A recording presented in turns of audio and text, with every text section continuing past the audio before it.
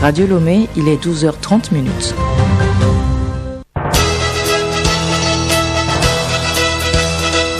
Le journal Henri Ochocho. Mesdames, Mesdemoiselles, Messieurs, bonjour. Les titres de ce journal: le Togo recense ses établissements touristiques. La première phase à l'échelle nationale s'achève ce lundi dans les régions maritimes et plateaux. Assassinat de Thomas Sankara, le procès qualifié d'historique s'ouvre ce lundi à Ouagadougou sous haute surveillance. Les accusés devront s'expliquer. Ils sont 14, 12 seront présents. En revanche, Blaise Compaoré, l'ancien président du Burkina Faso, et Hyacinthe Kafondo, soupçonnés d'avoir mené le commando fatal à Sankara, seront jugés par contumace. Et puis c'est ce lundi également que s'ouvre la COP 15 sur la biodiversité à Kunming dans le sud-ouest de la Chine. C'est, comme on peut le dire, le coup d'envoi des négociations cruciales pour tenter de réparer une nature profondément dégradée par l'homme.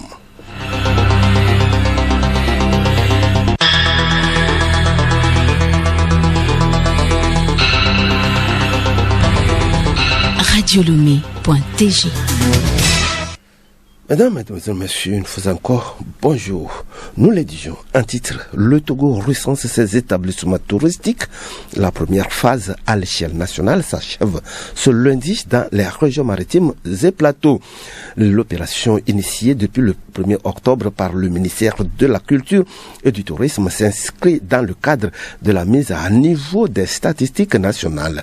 Les établissements concernés par ce dénombrement sont les hôtels, les restaurants, les auberges, les motels, les appartements meublés, les agences de voyage et les écoles de formation touristique. L'objectif visé par le ministère est de doter le département d'une base de données fiable sur les établissements touristiques dans le pays et pouvoir orienter les actions des décideurs.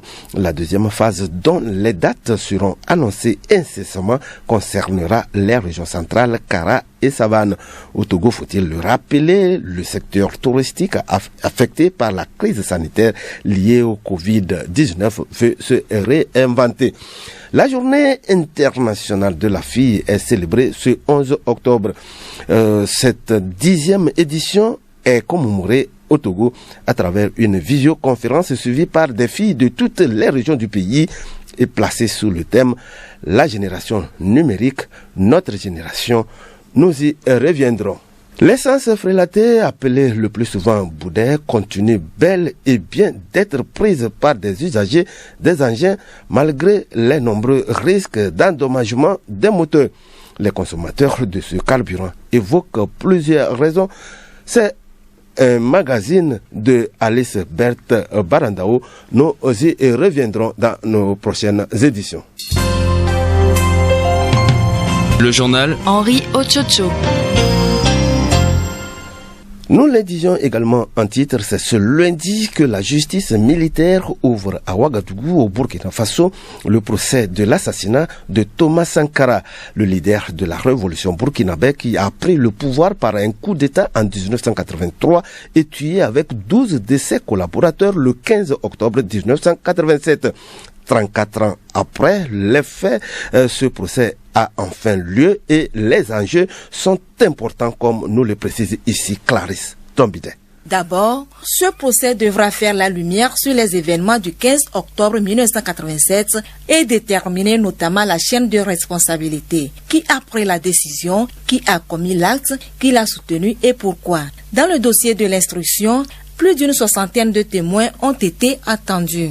Ils pourront être appelés à la barre. Les accusés devront aussi s'expliquer. Ils sont 14. 12 seront présents. En revanche, Blaise Compaoré, l'ancien président du Burkina Faso, et Hyacinthe Kafondo, soupçonnés d'avoir mené le commando fatal à Sankara, seront jugés par contumace. Le premier réfugié en Côte d'Ivoire a refusé de se présenter devant la justice. Quant au deuxième, il a disparu depuis 2015. Des mesures exceptionnelles de sécurité ont été prises pour le bon déroulement de ce procès historique. Tout le quartier Ouaga 2000 sera sous haute surveillance. Pour rappel, c'est un jeudi du 15 octobre 1987, alors qu'il sonnait 16h heure locale, le président Thomas Sankara et certains membres du Conseil national de la Révolution sont en réunion dans une salle du bâtiment Burkina au Conseil de l'Entente. Il est en tenue de sport car le jeudi est jour de sport de masse au Burkina Faso. Alouna Traoré, qui rentre de mission du Bénin, prend le premier la parole. À peine a-t-il commencé qu'un véhicule fonce sur le bâtiment où se trouvent Thomas Sankara et ses compagnons. Un commando surgit et des tirs retentissent. Ne bougez pas. C'est de moi qu'ils ont besoin, lance Thomas Sankara en se levant, selon Alouna Traoré, le seul rescapé parmi ceux qui étaient avec le père de la Révolution à cette réunion. Sankara ajuste son survêtement, se souvient Alouna Traoré et les mains en l'air, il sort le premier de la salle. Aussitôt, il est froidement abattu sur le perron de la salle de réunion. Puis ses compagnons doivent sortir à leur tour sous les injections des assaillants. Les uns après les autres, ils subissent le même sort que le président du Faso. En tout, 13 personnes ont été tuées ce 15 octobre. Thomas Sankara, 5 participants à la réunion et 5 gardes. Les corps sont mis en terre dans la nuit du 15 au 16 octobre au cimetière de Dagnouen, un quartier à l'est de Ouagadougou, enterrés par un groupe de 20 détenus. Merci à toi, Clarisse Tombide. C'est ce lundi également que s'ouvre la COP 15 sur la biodiversité à Kunming dans le sud-ouest de la Chine où se sont promenés des éléphants récemment. Le coup d'envoi des négociations cruciales pour tenter de réparer une nature profondément dégradée par l'homme. Charlotte. La première phase de la conférence cette semaine est essentiellement protocolaire. Il s'agit d'assurer le passage de relais de la présidence de la COP entre l'Égypte et la Chine. Des débats via des écrans interposés entre les représentants des gouvernements sont également à l'ordre du jour. Le lancement de ce nouveau cycle de négociations devant aboutir à de nouveaux engagements au printemps de l'année prochaine lors de la deuxième phase du sommet qui se tiendra du 25 avril au 8 mai 2022. Ce format en 2 temps a été retenu après plusieurs reports dus à l'épidémie de Covid-19. La COP 15 s'intercalant avec la COP 26 sur le climat à Glasgow en novembre, où la nature devrait être mise en avant pour atténuer les effets du changement climatique de plus en plus dévastateurs. La façon dont nous exploitons la nature stresse les écosystèmes.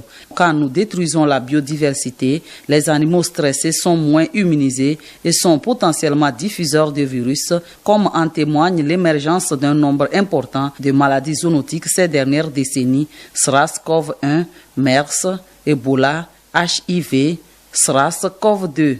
Des éléments sur lesquels pourrait revenir le président chinois dans un discours prévu demain mardi. Il restera ensuite 6 mois aux négociateurs pour parvenir à un accord à la hauteur de l'enjeu. Charlotte, incendie dans la raffinerie de Zahrani. Nous sommes là, au Liban. Cette installation était censée recevoir du carburant pour éviter un block-out électrique en raison des rationnements quotidiens du courant électrique. Les Libanais n'ont droit qu'à 2 heures d'électricité par jour. C'est dans ces conditions que l'incendie s'est déclaré dans l'un des réservoirs du pétrole des installations de Zahrani dans le sud du pays. L'armée libanaise a demandé aux citoyens de quitter la zone et a bloqué les accès menant au secteur situé à une 50aine de kilomètres au sud de Beyrouth. La route principale reliant Beyrouth au sud de Liban a également été coupée. Les raisons de l'incendie ne sont pas encore connues. Les services de renseignement irakiens ont capturé lors d'une opération hors d'Irak un leader du groupe d'État islamique.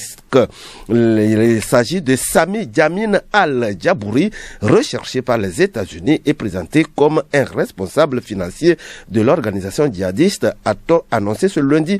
de sources officielles. Washington offre une récompense de 5 millions de dollars, soit 2,5 milliards de francs CFA pour toute information concernant ce responsable ayant joué un rôle essentiel dans la gestion des finances de l'État islamique selon un programme anti-terrorisme du département d'État américain.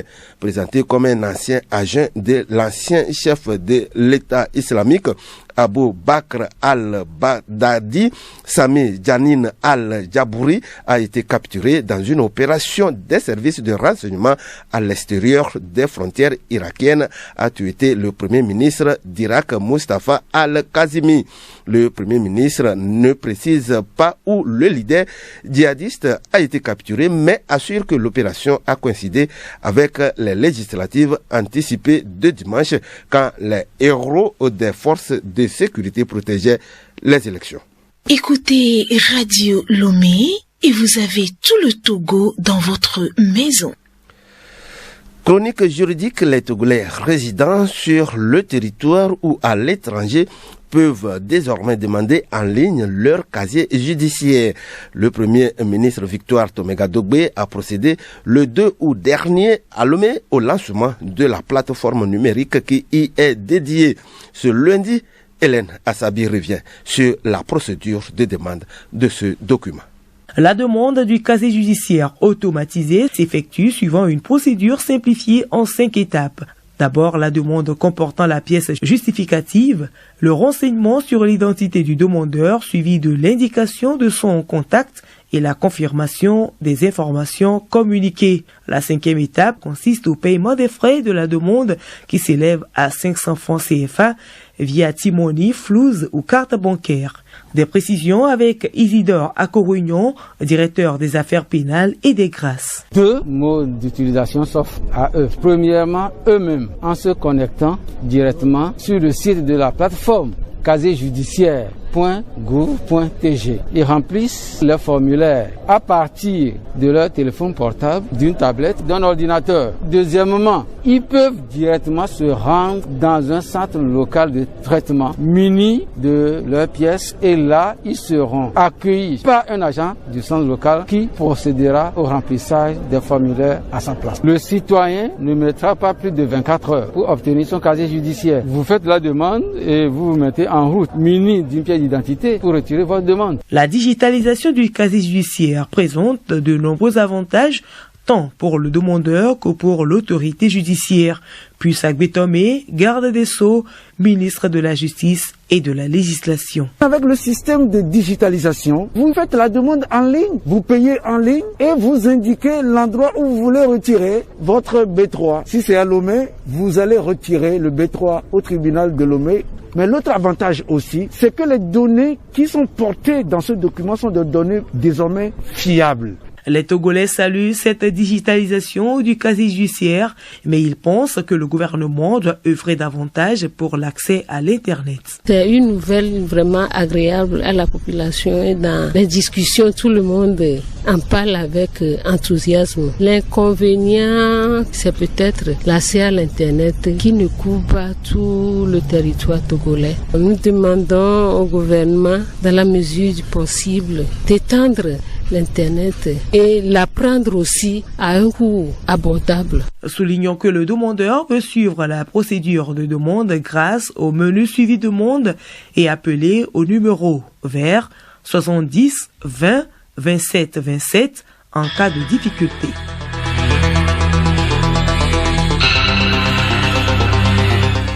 Merci à toi, Elena Sabi, pour cette chronique juridique qui met fin à ce journal. Un journal réalisé par Doji Apounaki. Nous disons merci. Merci à Robert Danso qui a assuré la mise en onde de cette édition. Le rappel des titres avant de nous quitter. Le Togo recense ses établissements touristiques. La première phase à l'échelle nationale s'achève ce lundi dans les régions maritimes et plateaux. Assassinat de Thomas Sankara, le procès qualifié d'historique s'ouvre ce lundi à Ouagadougou sous haute surveillance. Les accusés devront s'expliquer, ils sont 14, 12 seront présents. En revanche, Blaise Compaoré, l'ancien président du Burkina, et Hyacinthe Kafundo, soupçonnés d'avoir mené le commando fatal à Sankara, seront jugés par contumace. Et puis c'est ce lundi également que s'ouvre la COP 15 sur la biodiversité à Kunming dans le sud-ouest de la Chine. C'est, comme on peut le dire, le coup d'envoi des négociations cruciales pour tenter de réparer une nature profondément dégradée par l'homme. Bon appétit si vous êtes encore à table.